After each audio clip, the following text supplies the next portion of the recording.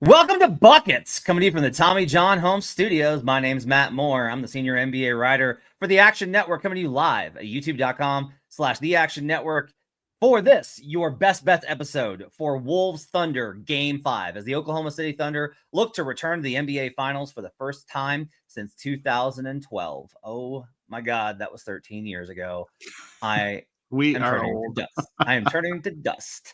We will do best bets for that game. We will get into prop sides. Brandon Anderson will break down how to deal with the Anthony Edwards rebound series leader if you tailed him on that, and how to hedge appropriately going into Game 5. We'll get thoughts from Brian Fonseca, who's also here with me, on where the series is at and where it's going. Best bets. We've got an underdog lineup. We've got a Tommy John ballsy parlay involving just two players, but it's plus 824. Stick around for that. All that and more on today's show. Everything we talk about can be found in the award-winning Action Network app, where if you become a pro subscriber right now, you can get our new WNBA projections. They're available in the app. Whether you're looking for an edge betting WNBA sides, totals, or player props, Action Pro projections are the perfect tool for your toolbox this season. If you aren't an Action Pro subscriber yet, you can get $20 off an annual subscription right now. Just visit actionnetwork.com/pro to sign up. That's $20 off the annual subscription price at actionnetwork.com/pro.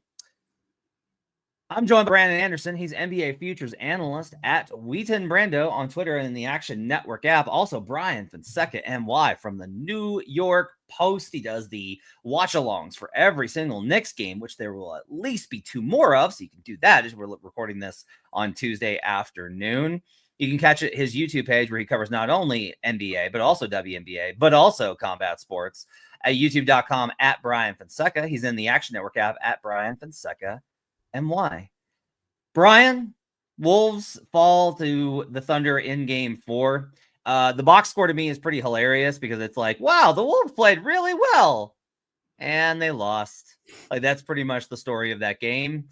The Wolves had more points in the paint. The Wolves had more second chance points. The Wolves had more fast break points, and they made more threes. And they lost. Their turnover points didn't even kill them. I didn't even get to this with Brandon last night. It was 25-22 points off of turnovers, advantage for OKC. But the bigger problem was just like there was a lot of empty possessions for the Wolves and not a lot of empty possessions for the Thunder as they get the win, 128-126. Are we done, Brian? Like, what is the formula for the Wolves to get off this ledge, or do you think that the Thunder are going to smack them in Game 5? Normally, I would say make a bunch of threes, but they did that last game. And actually, for the series, they're both teams shooting 37% from three, and Minnesota's nearly mirroring the field goal percentage. Even Oklahoma City's closer to 48%, Minnesota's a little closer to 47%, but they're kind of doing what they need to from a shot making standpoint. Would have been nice if Anthony Edwards did anything. Julius Randle as well. And then I don't think Anthony Edwards was like awful in that way when you compare him next to what Julius Randle was doing or wasn't doing in that game. It was just bizarre that you got the role player game you needed to beat Oklahoma City, and your two main guys didn't really come through. And now you have to do this on the road where Minnesota's role players, they didn't really show you a ton those first two games in the series. And I don't want to go out and spoil this and be like, hey, this is maybe a letdown spot, or I would lean in that direction. But I don't feel great about Minnesota going into Game 5. That being said, especially in the NBA in 2025, you have to just be open-minded to a lot of different results. And it's entirely possible that Minnesota could pull this off and push this to 6. But I am not leaning in that direction after what we saw last night. And even with Game 3, like, I just kind of saw that as an outlier. I was like, look, they came out the way they needed to come out, desperate, and OKC kind of packed it in early and was like, you know what? We'll get our game in Game 4. And they did that. They didn't cover for some of us who had OKC -3, but they did that. Thank you for reminding me of that pain. Brandon Anderson, you've had, I think, a really clear eye on these playoffs, even with stuff like the Knicks winning. I don't think that your cap was wrong. What do you, and you're a Wolves nihilist, but you also are able to put that aside and be very even-handed in your analysis. You've been very on point with pretty much everything. What is your feeling going into Game 5 from a Timberwolves perspective? Yeah, it feels like it's probably over. We talked about this on Buckets Live last night. You can't lose that game. You can't get that 3-point performance. 5 threes from Nikhil, 5 threes from Dante, huge game from Jaden, tons of offensive rebounds, like so many things checking off the boxes at home in a spot where you're playing for the season. You can't get that game and lose it. You just can't. And I don't think that Minnesota will roll over. I definitely don't think that. We've seen, this team has played its best often with its backs against the wall, kind of similar to what we've seen from Denver also, and we saw how they pushed the series. I'm not saying that necessarily means they're going 7 either. Denver didn't fall behind 3-1. But, yeah, a few stats that I think are relevant out of last night's game.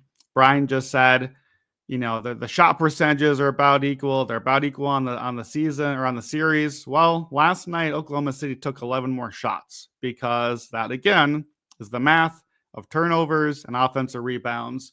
Minnesota finally cranked up its offensive rebounds, but gave up so many offensive rebounds to the Thunder. Mm-hmm. Like, OKC could not miss those back-breaking shots.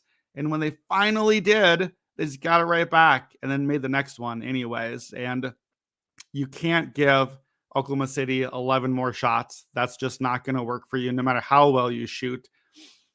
You could come away from last night encouraged by Ant didn't even play well, and Julius Randle was completely invisible, and they still almost got it. You could also realistically say, yeah, that was a blowout. That was a blowout Oklahoma City 20-point win that didn't look the part because Minnesota just kept hitting shots all game and kept it close, and it looked real close. But that was the blowout script. It was a blowout script with some made shots that disguised it. And I feel like, especially since we've seen that script in a couple of their games, that's the problem. Playoff teams that shoot 50% field goals and make at least 18 threes. We're 55-0. They're now 55-1. The Timberwolves led in rebounds and assists and free throw attempts and field goal percent and 3% and free throw percent.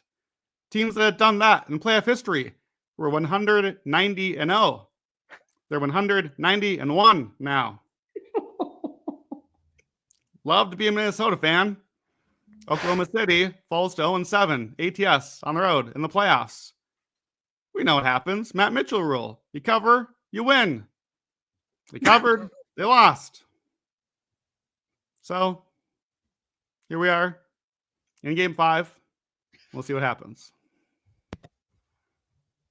Well, that was painful just to listen to. Want to die inside. Especially as a Wolves plus 2.5 backer.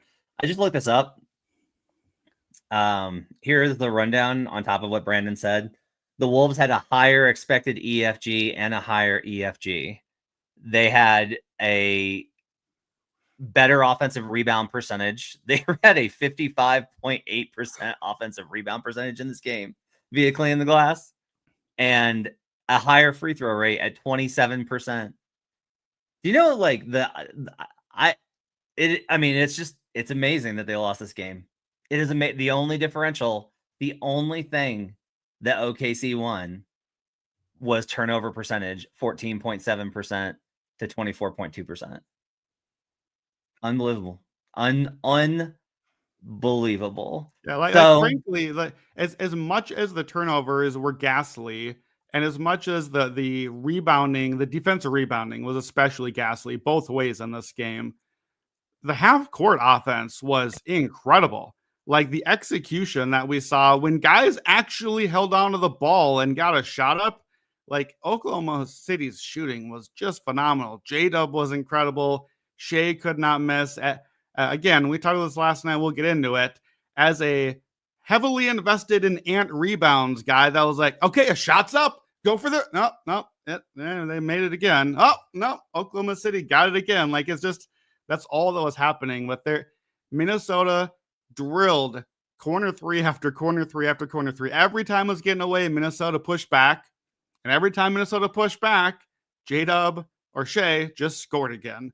It was just really, really high level execution when they actually executed and didn't turn it over. It's a very weird combo. Yeah. There's only been 5 instances. Here's one. There's only been 5 instances since 2003 where a team has been up 3-1 coming off of a win on the road that they didn't cover in. That's it. Only 5. 3-2 straight up, 1-4 ATS. The over is 5-0 in those games. I thought that was notable. Is that just in the conference finals, or is that the whole playoff? That is wow. That's whole real playoffs. rare. Extremely rare. Wow. Again, congrats to Michael Fiddle for cashing on Thunder money line. Jackass. Brandon, talk to me about. Let's do the Anthony rebound prop, because a lot of folks that have hit us up on Buckets Live in the chat have been tailing that, and you've got the breakdown on how you think those that tailed should be approaching this play. Yeah. All right, so let's set up big picture, and I'm going to talk through some options. The idea of hedging, I get a lot of DMs about that, probably more than anything else. Okay, we got this big position. What do we do now? Do we hedge? Do we hold? That always is a personal decision. What are you trying to get out of it if you're hedging? You're trying to cover your initial investment. That's one thing. Are you trying to just be out and just meet in the middle, and it doesn't even matter what happens anymore? Are you trying to give yourself a little bit of a win, but still hope to keep the big win? I have my answer, what I think I'd do on those. My answer typically is I'm just going to be willing to take the loss and try to go for the big win. We fought hard. We got a good position. Let's try to get the big win. But I respect that might not be your answer. So I'm going to try to give you a few ideas. Ant has 31 rebounds right now. He's in the lead. Stop the count. Cancel the game. We win. We're great. He's ahead 1 on Naz Reid with 30. Rudy's got 28. And I frankly think it's those 3 guys. I heard and J-Dub are at 25. They're 6 back. So Randall is 7 back. Chet's 8 back. We can't really count a lot for that. So I'm not going to talk about those guys too much. I'm going to talk at Ant 31, Naz 30, Rudy 28. And importantly, if you tailed either a 50-1, that's what we grabbed before the series, or hopefully some long number, 40-1, something in that range. So, of course, we want to cash the big number, but secretly, we don't mind tying. We can dead heat, and we still get a pretty handsome payout here. So Ant is ahead of Naz by 1, but really, Naz has to beat him by 2 for us to lose entirely. We can still tie and basically get like a 25-ish to 1 payout.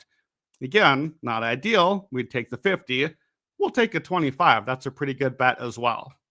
So, to lose the bet, assuming that the series ends in 5, which you can tell, all 3 of us here are assuming that at this point. We'll see what happens. To lose the Ant rebounds bet, either Naz has to beat Ant by 2, or Rudy has to beat him by 4. So those are the places I'm looking. We talked it through in Buckets Live last night. Ant rebounds was miserable to watch. The effort level was not there. There's a lot of standing around. Wolves Twitter is not happy. There's a lot of videos of like, come on, 23-year-old, that's the season on the line. You can't just be standing there, letting Kaysen go by you and get the offensive rebound, letting the other guys get there. I don't know what that is. If that is any version of he's hurt, he's tired, he's quit on the season, any of those things. I'm not saying it is. If it's those things, we're just going to lose the bet. We can't do anything about that. We don't have any way to know that until we get the report after the series is done. If it's those, we can't do anything about it. It's not fair to assume it's those things. It's fair to assume that we got a bad outlier game and not necessarily freak out. Rudy had 9 rebounds. 7 of them were offensive rebounds. Offensive rebounds can happen multiple on a possession and usually don't necessarily repeat as easily. He's only averaging 3.5 defensive rebounds a game. I project Rudy around 7 or 8 boards. That's a pretty standard number for him. He's not even had double digits yet in the series. I know some of you have said, but I bet I faded Rudy rebounds in the series against the Lakers, and then he had 4,000 in the finale and got there. All right, guess what? If Rudy's going to put up 15 rebounds in a game, we're going to lose the bet. It's not a good bet then. If Rudy was going to hit a 15 in the game, then he was going to win rebounds leader. It wasn't a good bet. We have to live with that. I'm willing to live with that. I don't think Rudy gets 4 more than Ant in a game if it's all we got. So back to Nas. Nas's minutes are down the last 2 games to 19 and 23 from 28 and 28 the first 2 games. We'll get to our props in a minute. I think the series is going smaller. We're getting a little bit less Nas. He did get 6 rebounds. That was better than Ant's 4, but if we get that again, we lose. We don't want him better by 2, but we have to hope Ant doesn't get 4 again. Nas is trending in the right direction for us. We just need Ant to not suck and get 4 again. We just 5 would be fine. 5 to 6 to 8, we're home. So for me personally, if Ant closes out his series with 4 and 4 rebounds, if he gets a second 4 here, we very likely lose. We lose the bet. I am not hedging here, not because I'm stubborn, but because we have the series leader right now is listed at minus odds for Ant. We think there's 1 game left. That means we have a 50-1 ticket on a 1-game sample of a guy who is minus odds to win. That is a power position that many people would love to have. We have it. We're playing it. Furthermore, if Ant's rebounding, he's going to rebound early. We played the first quarter rebounds earlier. First quarter rebounds, 3 or more is plus 180. He has hit that in 3 of the 4 games in the series. Not last night, not even close, but he's hit it in the other 3, and he's hit it 7 of the last 11 games at plus 180. That is a good number. That is a bettable number, whether you are a new bettor to this whole long Ant rant or whether you are just wanting to double, triple, quadruple down. If Ant's going to get rebounds, we likely will know right away. That's a good bet. So is 5 first quarter rebounds, 12-1. He did that in game 2 and game 3. I'm betting both of those. I'm not going to go crazy because if he does those, we're going to win the big bets anyway. I think you're in good position. I've given you some options. If you want to hedge away, Nas 8 rebounds is plus 260. That might be a way to play a number that he hit 7 games in a row till last night. You might be able to hit that and still win Ant if Ant gets 8 or 9. Rudy, like 12 rebounds, is around plus 350. Nas is 5-1 to lead the game in rebounds. Those are some ways you can kind of give yourself options. A problem with hedging, last thing here, is that there's not a clean hedge. There's not like a clean out where you're guaranteed to win. It's not game 7. We might keep going. I'm going to just ride the Ant rebounds. Hopefully you do too. Hopefully we hit the 50-1. I do like that you just spent, I think, 7 minutes saying don't do anything. Well, right. It was amazing. I would like to give the people options and let them make their choice. It was a very detailed analysis on don't do anything. Also galvanizing. I feel like you were speaking as a coach to a lot of people. Right. You know, I felt like that was motivational, guys. Brandon. It was definitely motivational. Yes. You know, we mentioned at the top of the show that we're coming to you from our Tommy John home studios. That's because great games start with great underwear, and Tommy John makes the greatest. It's not just underwear. I've talked a lot about it on the show. Their t-shirts are great. Their pajama pants are amazing.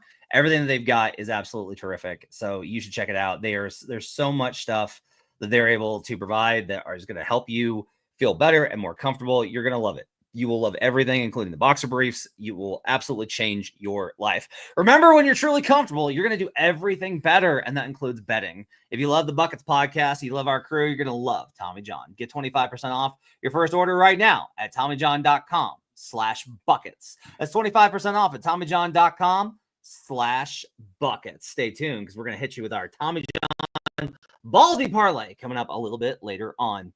Well, let you know about Underdog right now. Go yard all baseball season long with Underdog's Pick'em game. Underdog is one of the leading sports apps, and you can play now in your state. Millions of fans have already won billions making picks on Underdog. Will you be next? To play, all you have to do is download the app and choose whether a player will have higher or lower on their stats. You can choose from things like home runs, strikeouts, total bases, and so much more. Once your pick feels good, you can play with as little as $1. If you get everything right, you can win up to 1,000 times your money. Now, since we're an NBA show and we're going to put together a lineup on Underdog for this Game 5 between the Thunder and Timberwolves, so Underdog's got our options for us. We're going to put together, this is going to be our small ball buckets lineup for game 5. Nickeil Alexander-Walker higher, 8.5 points from Brandon Anderson. Cason Wallace higher, 12.5 PRA from Brandon Anderson. J-Dub higher, 4.5 assists from Brian Fonseca. And Ant higher, 2.5 first quarter rebounds. Hit for us the other night. Going back to it. You can find all those at Underdog. If we hit all 4, it's 3.78 times our money. We get 3, we're still hitting 1.29 times our money on the flex play. Download the Underdog app and sign up with promo code BUCKETS100 to unlock a special offer of up to $1,000 in bonus cash when you make your first deposit. That's promo code BUCKETS100. Must be 18 plus, 19 plus in Alabama and Nebraska, 19 plus in Colorado for some games, 21 plus in Massachusetts and Arizona, and present in a state where Underdog Fantasy operates. Terms apply, void in Colorado. Concerned with your play? Call 1-800-GAMBLER or visit ncpgambling.org. In Arizona, call 1-800-NEXT-STEP or text NEXT STEP to 53342. In New York, call the 24/7 Hope line at 1-877-8-HOPE-NY or text HOPE-NY. Let's get to some best bets for game 5 between the Thunder and the Wolves. We'll go around the horn here. You guys can give me your best bets and we'll give us the cap. Brandon Anderson, what do you like in game 5? Yeah, leaning into the going small thing here. So all 4 of these kind of relate. Well, 3 of the 4. Nickeil Alexander-Walker, over 8.5 points. We'll play a 15-point escalator at 4-1. iHeart, under 16.5 PRA. One of the guys I think is fading a little bit. Cason Wallace, over 12.5 PRA. And then Shai Gilgeous-Alexander, most assists in the game at a plus number. Give me the plus 130 there. Nice. Brian Fonseca, what do you like? Because Jalen Williams hasn't been rebounding the last couple of games, I'm only going with the assists over.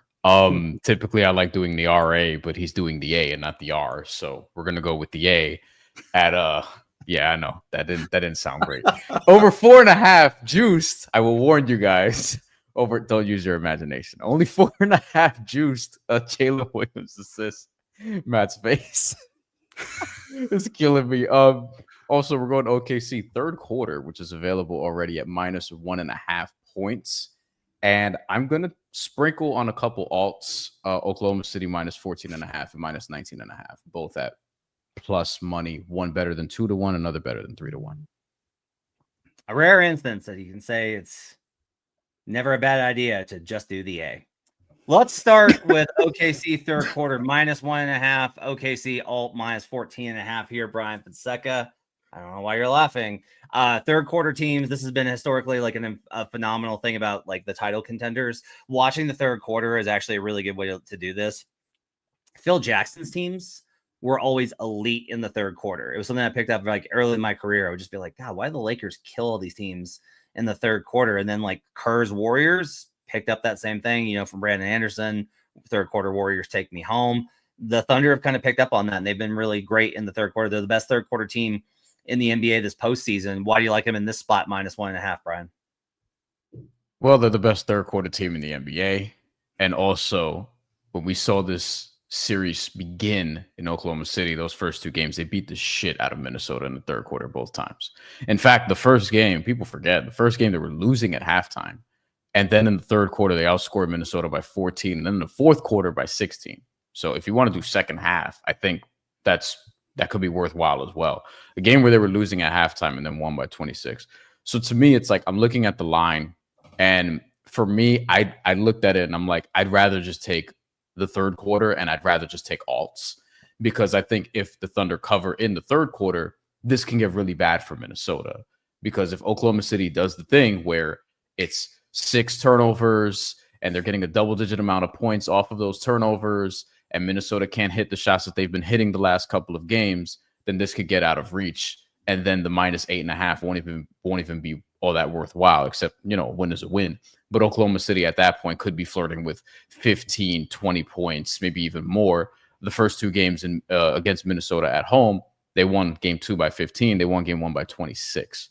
So I think it's worth sprinkling on a couple alts here. 14.5 was plus 204. 19.5 was plus 354. And pairing that with the third quarter, it basically that tells you where I'm heading with this. It's like if Oklahoma City does what they do in the third quarter, where they were better than everyone else in the NBA this year, if they do that, then they could win big. So that's kind of how I'm approaching Game 5. And a series where I thought Oklahoma City would win this in 5 or 6. I was leaning 6, but after what we saw and what we've seen so far, I think they put this one away and possibly big. Home favorites up 3-1 in the NBA playoffs that win. Okay, the average line on those games was 8.5, and the average margin of victory was 12. So a good reason to support the idea that if the Thunder win, they probably win by double digits. A good reason for the alt line there. Brandon Anderson, let's go. I have to make an interjection. So we built a parlay that we're going to talk to a little bit for a Tommy John parlay. And while Brandon was talking about Anthony Edwards rebounds, I looked up and noticed, I was like, wait, where'd my parlay go when I had it set up in the market? While we were talking, SGA props got absolutely nuked. Everything jumped by the assist jumped by a full one, and they took 2+3s off the board entirely. The line is now 7.5 on SGA assists. Someone came in and absolutely destroyed the market while we were talking on this. Like, I checked it at multiple books too. It's not just at the market I was at, because I literally had it up at 2 books. It moved on both books simultaneously. So someone definitely likes your SGA most assists in this game line, Brandon. And this is probably a number that likely hasn't moved, but I would actually probably check on that depending on what book you got that at. That's something to kind of keep in mind there. But give me a cap on SGA most assists based off of this information that the market absolutely agrees with you, and this is a great spot for him.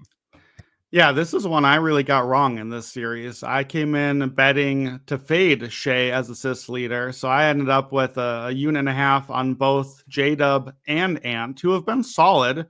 J-Dub, we're on the assists. We keep playing that. He's had 5 3 of the 4 games. Ant's had 6 3 of the 4 games. They've been very high floor solid. Shea's the only one that's had a ceiling. He's had 9, 8, 6, and 10 assists. The 6 was the blowout loss to Minnesota when he obviously played way less minutes. Even in that game, he tied for most assists with Ant, even though obviously Minnesota scored literally 42 more points in a franchise record. He still tied and still got half of this bet. The other 3 he won. So he's 3.5 out of 4 on cashing this bet by potential assists, very clearly ahead of those 3. He's at 13 a game, closer to 14 outside of the blowout. J-Dub and Ant are at 10 and 9. It's just a very clear lead on his assists. And it's also supported by what you're seeing on the court, where we're seeing Minnesota trying desperately to say anybody but Shea beat us. And Shea's beating them too. That's the real problem.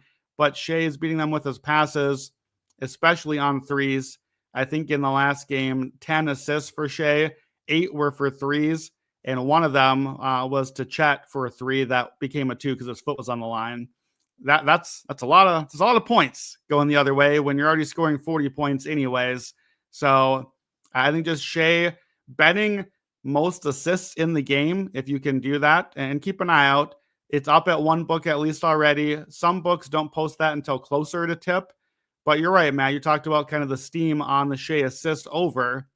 If you're betting over 7.5 at 8, 8's going to lead the game in almost every scenario. 8 leads every game this series as Shea. So, but we're going to pay the steam on that one. We're getting plus 130 on most assists in the game. And we could get that one at 7 or even 6. Nobody else other than Shea has had more than 6 in the series so far. So I don't see any real reason it stops. Even in Brian's scenario where we get a potential blowout, which I do think is very in the cards possible, Shea's still going to do his assists along the way and get us to the blowout and get 6, 7. And if they're out, if their guys are out, Minnesota's probably are, and you can still get the most assists that way. So I like the plus 130 there. Good cap on that. Let's keep with assists and talk to Brian Fonseca about Jalen Williams over 4.5 assists, the official Action Network prop of the 2025 NBA playoffs. I almost feel like I don't have to say much. I mean, he gets this, and he especially gets this at home. The only game he hasn't gotten this in the series, and he's gotten at least, well, no, not at least, exactly 5 in 3 of the 4 games, as Brandon likes to point out in this series.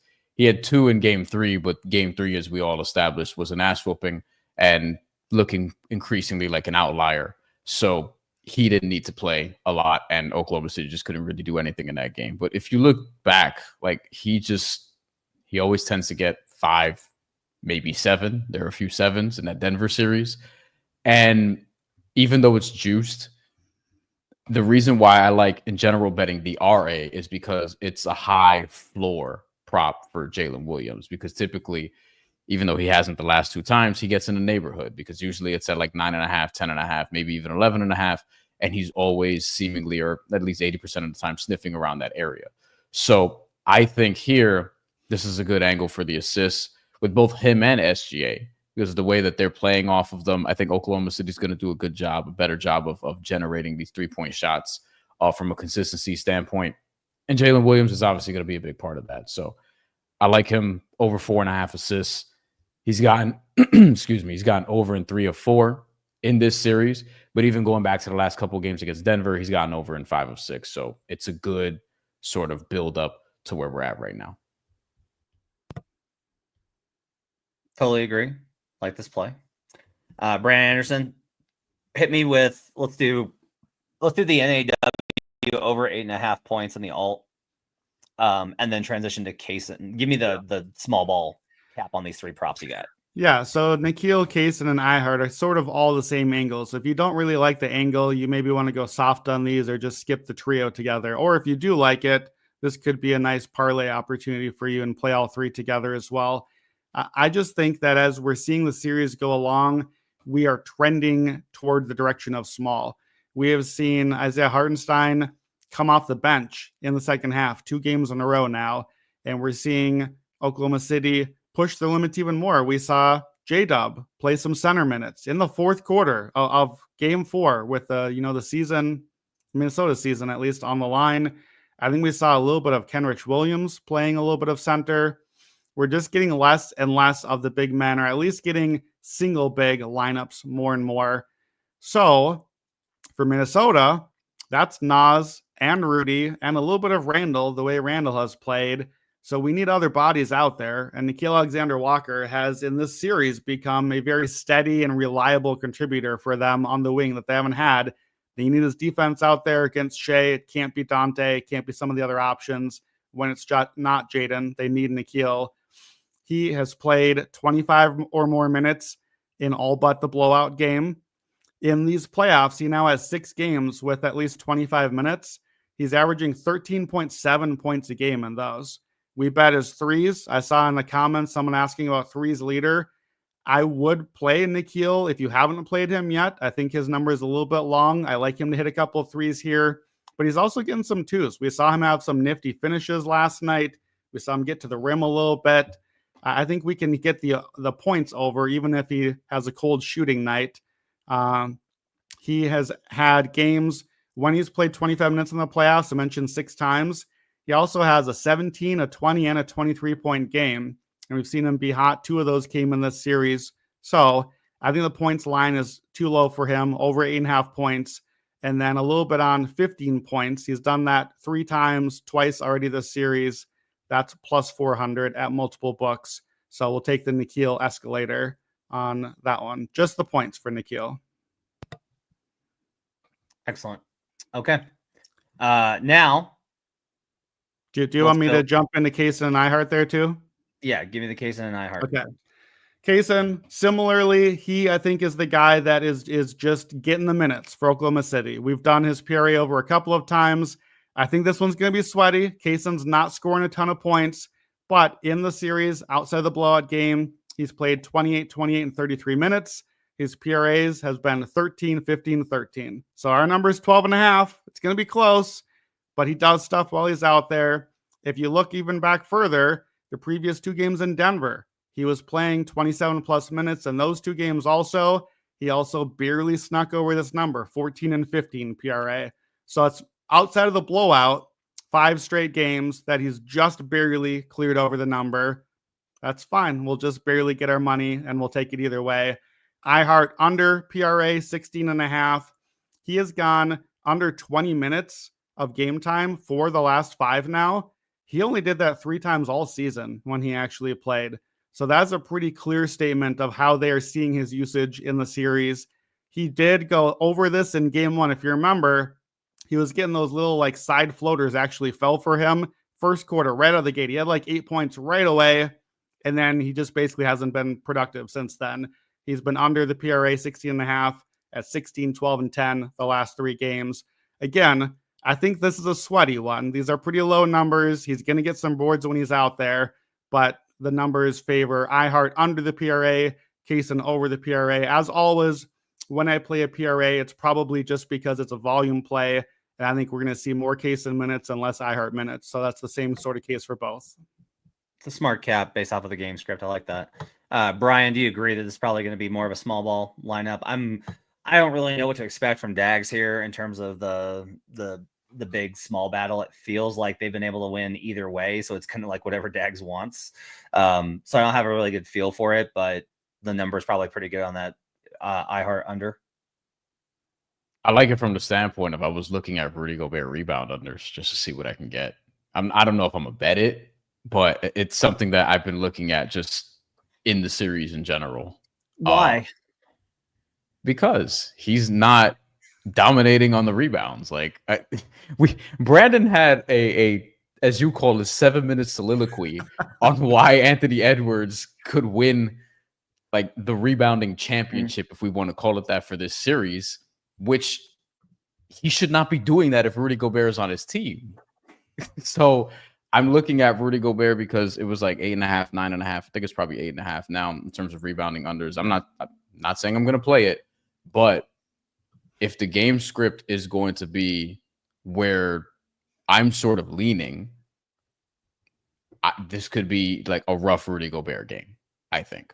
It's interesting because it's like we are very actively actually fading one of the best rebounders in the NBA, and not based off of the idea of minutes, because like they're +8 in his minutes, -12 without him in this series. He's got to play. Like they've been better with him on the floor. He's not rebounding well, though. His rebounding percentage this series and last series has been low. For a guy that we're calling correctly in the regular season one of the best rebounders, he's not getting a lot of the rebounds. Now, maybe that is on purpose. Maybe that is that they're boxing out. You brought that up, that I think that's an iHeart thing also. To me, the rebounding, again, this is what I've watched very closely in the series.